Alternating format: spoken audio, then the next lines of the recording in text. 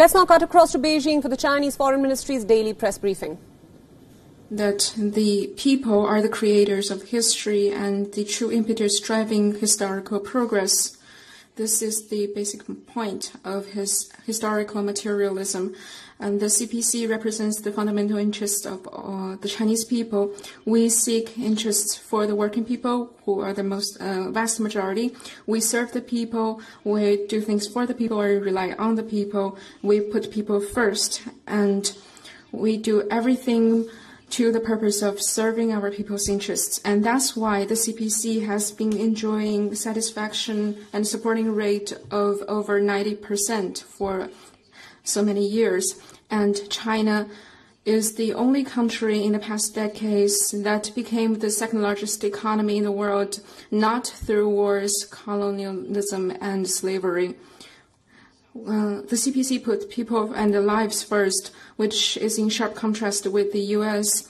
putting political selfish gains and capital first. And that's why the Chinese people, under the leadership of the CPC, have achieved major strategic outcomes in fighting the virus and have been protecting our people's safety and security, while in the U.S., the death tolls are still increasing. And behind every cold number, there is people's lives, and we are saddened by it, and we are grieving for the American people.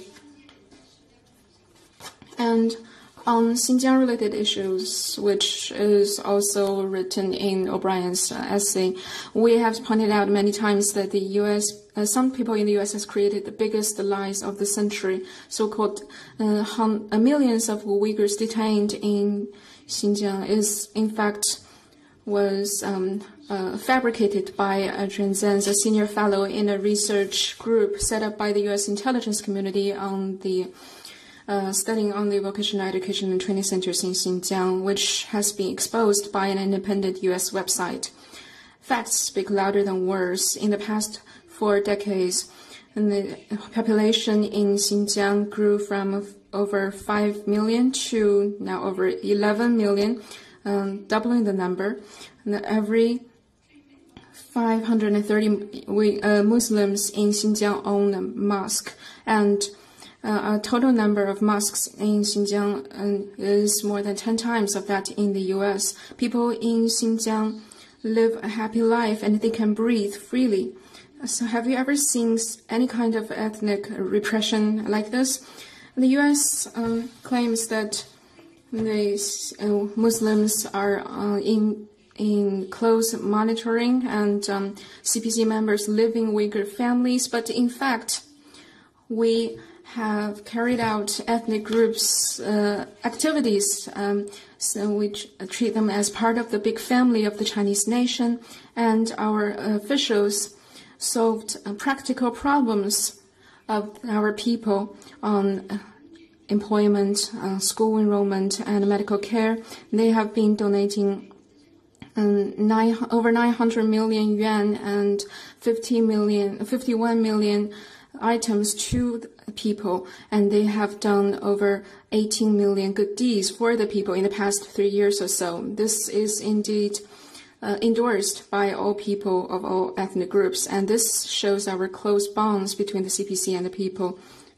While the U.S. politicians care nothing about the people, only about their political selfish gains, so they couldn't understand that.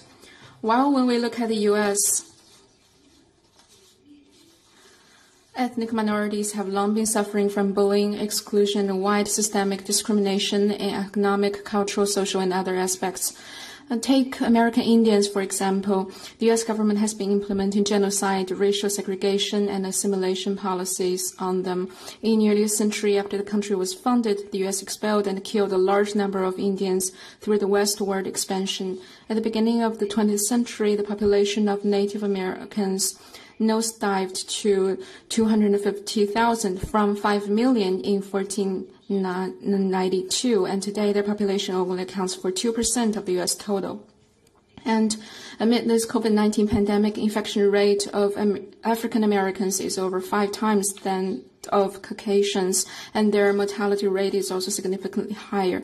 A clear signal of racial inequality More recently, the death of African-American George Floyd and the subsequent mass protests exposed once again the urgency of addressing systemic racism in the U.S., which had led to ethnic minorities crying, "I cannot breathe." And regarding the U.S. fallacies on human rights in China, we have released a white paper called "What's False and What's True on China-Related Human Rights Matters," and we have prepared for you this white paper in Chinese and English versions, and I suggest that you can promote it to all your friends all over the world, because this concludes facts and includes facts.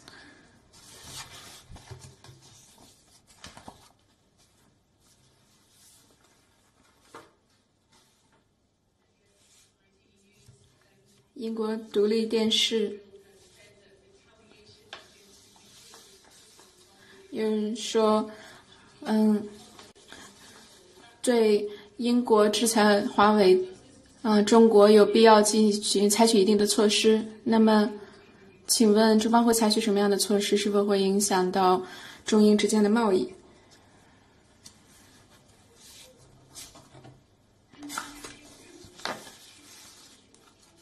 Without any evidence, the UK, under the pretext of risks which don't exist at all, cooperates with the US to discriminate, oppress, and exclude Chinese companies in violation of the principle of market economy and free trade.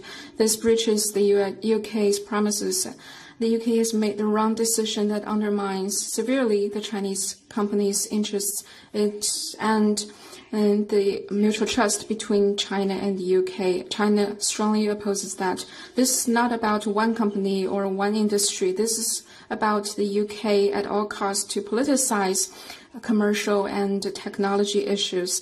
This is about China facing major threat in its investment security in the UK and our confidence in whether the UK market can maintain openness, fairness, and non-discriminatory. We have severe concerns on that, and we remind all Chinese companies to pay attention to the increasing political and security risks. China will view this seriously and comprehensively, and will take all necessary measures to safeguard our company's legitimate rights and interests.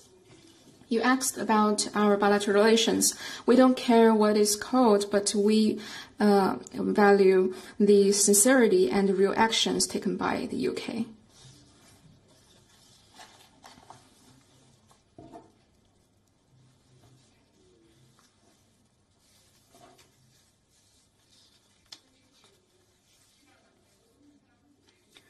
US President Trump said in a press conference at White House that he persuaded many countries to not use Huawei if they want to do business with the US, otherwise it will affect their relations with the US. What's your comment?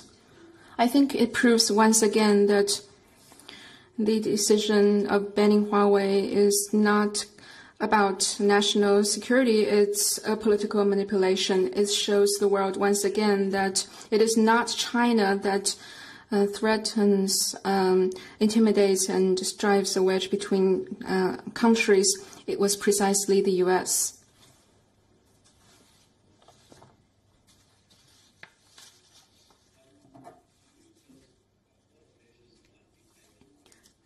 英国广播公司，中方针对英方决定具体会采取什么样的行动？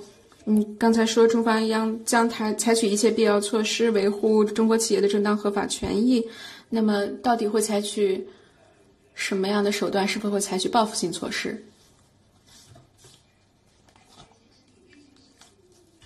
What's your view on this?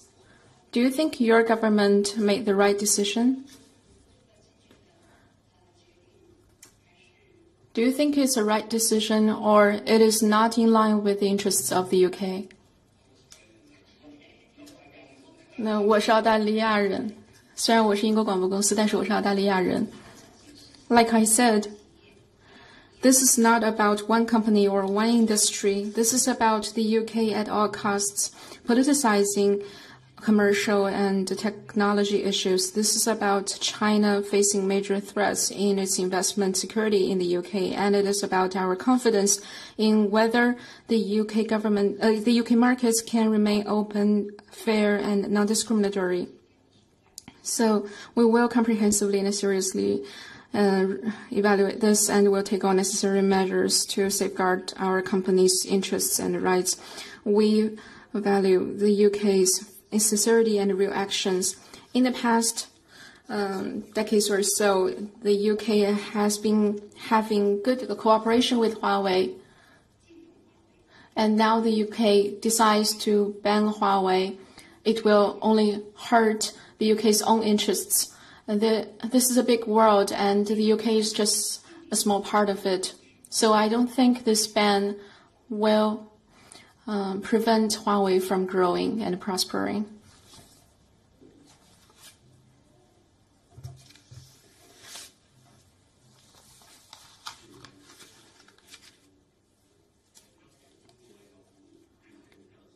As we understand that the Chinese Foreign Ministry has donated anti-epidemic supplies to the Organization of Islamic Cooperation. Can you confirm that? Yes, indeed. The Chinese Foreign Ministry recently donated a batch of anti-epidemic supplies to the Organization of Islamic Cooperation.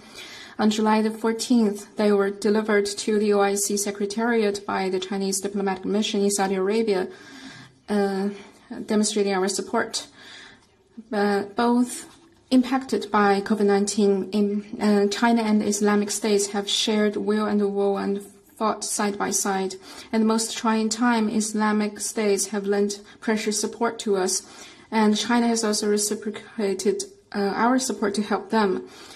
Besides these supplies, in the first half of this year, China has provided 54 Islamic states with 60 million masks, 6 million testing kits, over 2,000 ventilators, and 10 million protective gowns, goggles, and gloves. Through bilateral means, we shared our experience and technologies without any reservation. All this have been widely applauded by the Islamic side. China will continue strengthening cooperation with them, jointly combating the pandemic and making contributions to global public health cause. And I'd like to stress that, as we said, our support and assistance is two-way, because when we were in the difficult times, the Islamic States helped us. And now when they're in difficult times, we are doing our best to help them. This is sincere friendship between peoples without political strings.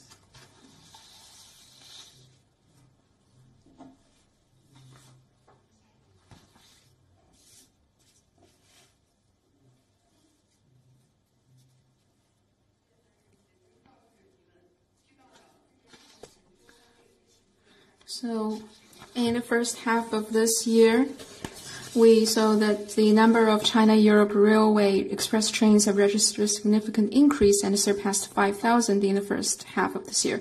Could you give us more detail on the operation amid the pandemic? So, trade has fallen due to the impeded logistics worldwide since the COVID-19 pandemic broke out. And land transportation routes like the China-Europe Railway express trains have shown strong vitality. The regular and steady operation of China-Europe freight trains is conducive to cross-border flow of goods and services and the resumption of work and production, and mitigating COVID-19's impact on China-EU cooperation and supply and industrial chains. This new artery is indeed playing its role in international transportation. And we have this number from the China State Railway Group. The freight trips between China and Europe rose 36% year-on-year to 5,122 during the first 6 months this year. And the figure hit a record monthly high of 1,169 in June. The China-Europe freight trains have transported 27,000 tons and 3 million pieces of anti-epidemic materials to European countries.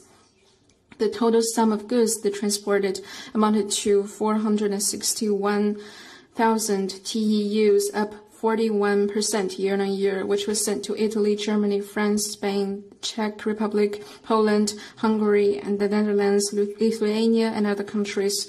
And some of the goods then transferred to other parts of Europe. This has efficiently promoted the anti-epidemic cooperation between China, Europe, and other countries along the route. It serves as a key cargo lifeline and a bond of solidarity. The freight train service is an important outcome of the BRI cooperation. Going forward, China will continue working with other parties to maintain its orderly operation and further improve its capacity and profitability and expand transnational logistics cooperation with other countries along the route. Y2mate reports that in the first half of this year, China's export and import with ASEAN has grown, so ASEAN has become China's biggest trading partner. Can you confirm that?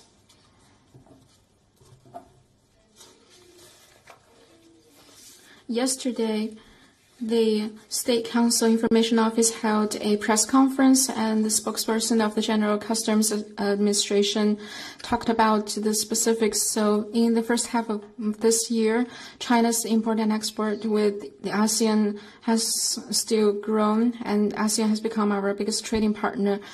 And we have been ASEAN's biggest trading partner for consecutive 11 years. And now with the COVID-19 spreading all over the world, our import and export with ASEAN still grew by 5.6%, which shows the great potential and the resilience in our trade cooperation.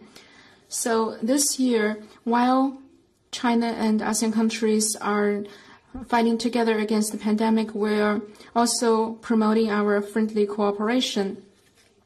In May this year, the two sides released the China-ASEAN Economic Ministers' joint statement on combating the coronavirus disease and enhancing ACFTA cooperation, which shows the high level of mutual trust and cooperation between us to stabilize industrial chains and supply chains and the regional and the social recovery and development.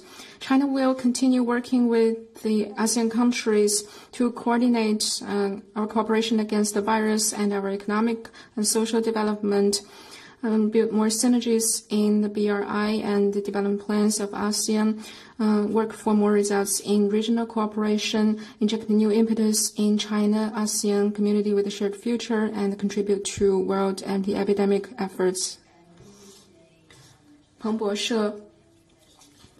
那么今天早些时候，中国说要对美国采取严厉措施，这是针对美国的一些实体和官员的。那么我想知道有没有更多的细节。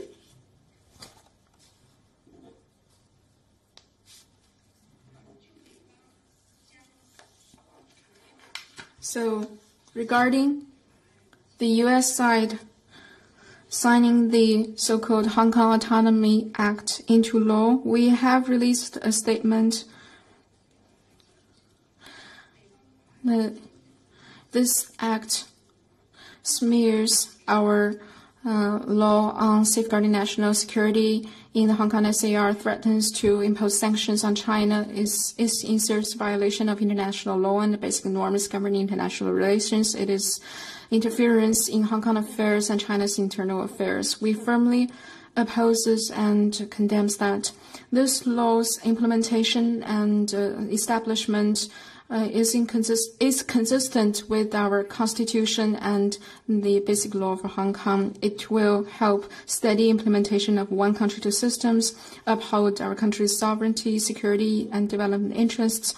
It will help Hong Kong's long-term stability, security, and prosperity, and it is endorsed by all Chinese people, including our Hong Kong compatriots.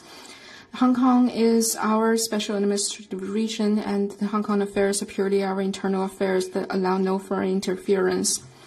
The Chinese government is determined in safeguarding national sovereignty, security, safeguarding Hong Kong's prosperity and stability, and opposing foreign interference.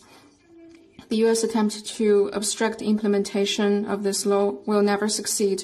So China, to uphold our legitimate interests, will make necessary responses to sanction the relevant personnel and entities of the U.S. side. We urge the U.S. to correct mistakes and do not implement this act and stop interfering in China's internal affairs. If the U.S. insists on going down the wrong path, China will